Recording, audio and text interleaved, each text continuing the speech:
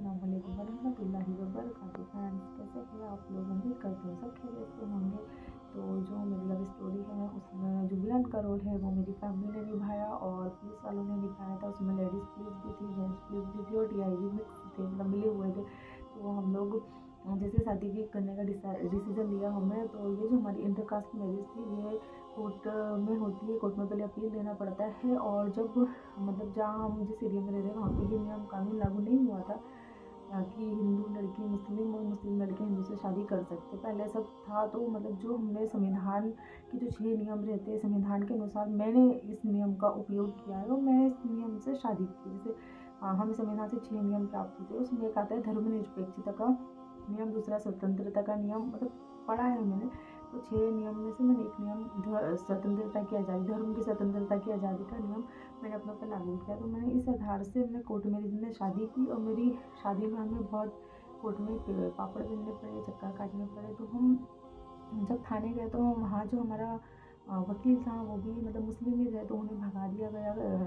वहाँ के लोगों को जज मतलब टीआई के थ्रू भगा दिया गया कि चलो यहाँ से तुम निकलो, हम देख लेंगे क्या मैटर है। फिर हमारे लड़के लड़की दोनों की फैमिली के घर वालों को फ़ोन लगाया गया, बुलाया गया और मुझे भी बोला गया तुझे मुस्लिम में मिला, ऐसा वैसा बहुत ज़्यादा तंज ताने और इतना मतलब बहुत ज़्यादा चीप बातें की गई, चीप लैंग्वेज यूज़ की गई मेरे लिए भी। और मेरे जो हस्बैंड थे उनको इतना मोटा रूल से पीठ पे मारी, उनकी पूरी रीढ़ की हड्डी पे जो स्पाइनल कॉर्ड रहती है उस पर ग्रीन ग्रीन ग्रीन निशान थे।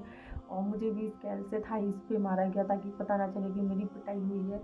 और मेरे बाल पकड़ के भी थोड़ा सा मुझे झंझोड़ा गया था कि मैं अपना बयान बदल दूँ, पर मैं अपनी बातों पे अड़ी थी कि नहीं, मुझे शादी मतलब मेरे हस्बैंड से ही करनी है जिनसे मैं प्यार करती हूँ। और फ्रेंड्स, ये मेरी पहली मोहब्बत थी। फ्रेंड्स मेरे काफ़ी रहे हैं पर मोहब्बत मुझे मेरे हस्बैंड से ही हुई है।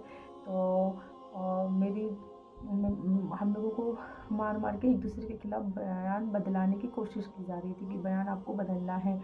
तो मैं अपनी एक ही बात पे अड़ी थी कि नहीं, मुझे तो इसी से शादी करनी है, चाहे कुछ हो, चाहे ये मुस्लिम हो या कुछ हो, मुझे तो इसी से ही शादी करनी है। इसके पहले ना तो मुझे ईमान की दौलत मिली थी और ना ही मुझे इस्लाम के बारे में कुछ पता था और ना ही मैं इतना कुछ जानती थी डीपली तरीके से कि मेरी ज़िंदगी किस राह पे किस तरीके से किस तरफ मोड़ कर रही है। पर मैं अपनी बात पे अड़ी थी कि नहीं, मुझे शादी तो इसी से करनी है।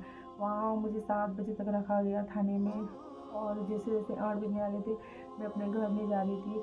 तो फिर मुझे एक पास में एक आश्रम रहता है, वहाँ से मतलब एक आंटी रहती है, वहाँ पे आश्रम के बच्चों को रखती है, पालती है। तो उन लोगों को बुलाया गया, आश्रम की आंटी को, मेरे को उनके साथ भेजा गया। फिर मैं वहाँ पे गई और वहाँ पे हम लोग सैटरडे के दिन गए थे। तो पूरा रात भर मुझे उन्होंने अपने पास सुलाई। वहाँ छोटे छोटे बच्चे रहते हैं 7-8 ईयर्स के, जिनका थोड़ा सा विकलांग टाइप का भी रहता है, वो बच्चे भी रहते हैं। जिनका रेप वगैरह होता है वो मतलब वो बच्चियाँ भी रहती है। वो हॉस्टल जैसे ही था वो।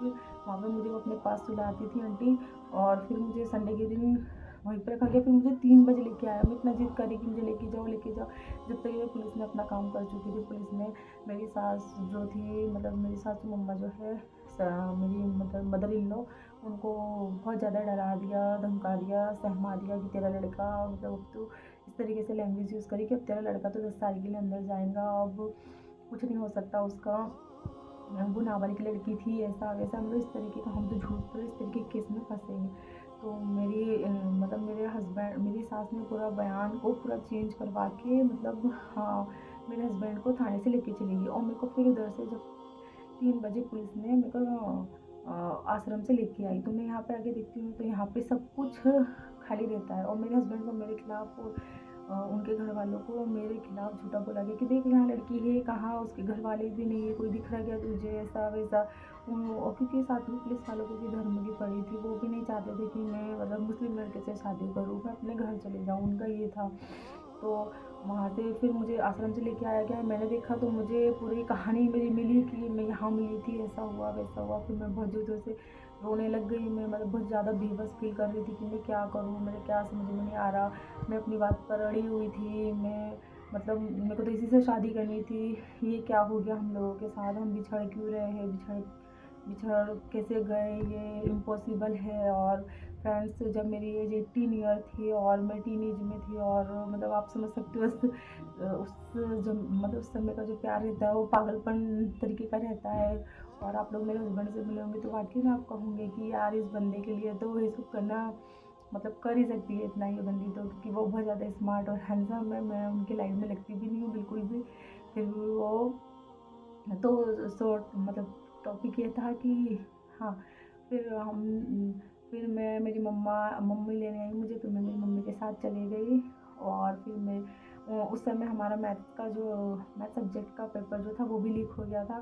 तो मुझे एग्ज़ाम मतलब संडे के दिन मैं संडे के दिन थाने से मैं घर जा रही थी, मंडे को मेरा एग्ज़ाम था।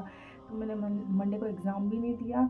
और मैं मतलब मेरी मम्मी बोले क्या मिला तेरे को ये सब करके, मुस्लिम लड़के के साथ, ना तो तेरी शादी हुई और ना ही बोले मतलब तुम्हारा सब पास हो पाई, या मतलब फेल हो जाऊंगी, पेपर नहीं दे पाई, लीक हो गया, ऐसा ऐसा मुझे इस तरीके का बोलने लग गई।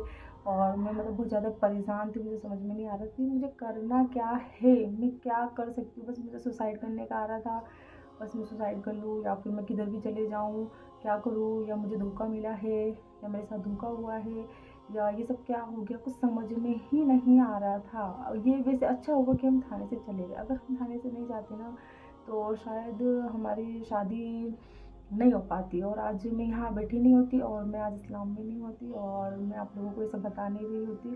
तो जो भी हुआ कहते थे अच्छा ही हुआ। मिलती हूँ मैं नेक्स्ट वीडियो में। अल्लाह हाफ़िज़।